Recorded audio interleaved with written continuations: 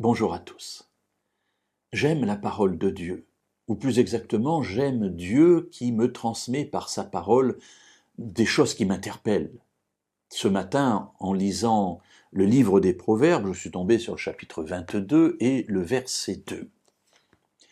Le riche et le pauvre se rencontrent. Alors je me dis, le riche et le pauvre se rencontrent, on ne vit pas dans le même monde. D'un côté, nous avons des gens extrêmement riches, immensément riches, j'allais dire riches d'une manière quasiment insultante pour les autres, tant ils sont riches. Et puis de l'autre côté, on a les pauvres, tellement pauvres que on n'imagine même pas la vie qu'ils ont et pourtant ils vivent.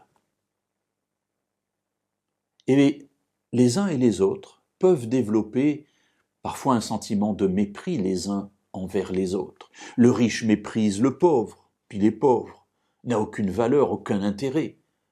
Et puis le pauvre méprise le riche, ce riche qui ne lui donne rien, même pas les miettes qui tombent de sa table. Le riche qui ne le côtoie même pas, qui le méprise, effectivement, eh bien, il y a un mépris réciproque. Alors qu'ont-ils en commun? Puisqu'il est dit ici, le riche et le pauvre se rencontrent.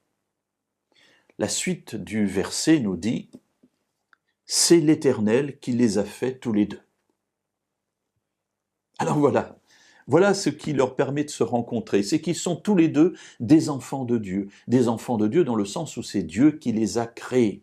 Je ne parle pas ici de leur foi, ils ne croient peut-être pas en Dieu, mais ce sont des créatures de Dieu, l'un et l'autre, c'est Dieu qui les a faits. Et du coup, le regard que je porte sur le riche comme sur le pauvre peut changer, doit changer. Parce que je ne dois plus les considérer comme étant des pauvres méprisables ou des riches méprisables, mais tous les deux comme étant des créatures de Dieu. Et c'est pour cela que la parole de Dieu s'adresse à tous. Elle ne s'adresse pas aux riches, mais elle ne s'adresse pas non plus aux pauvres. Elle s'adresse aux riches et aux pauvres. Elle s'adresse à toutes les créatures de Dieu, parce que nous sommes tous ses enfants.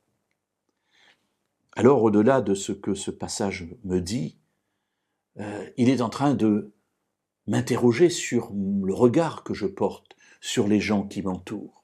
Non seulement les riches et les pauvres, mais les malades et les bien portants, les grands et les petits, les jeunes et les vieux, les personnes âgées et les bébés. Comment est-ce que je les considère? Et la parole de Dieu ici me dit, considère-les comme étant tous des enfants de Dieu que Dieu aime et que tu dois aimer.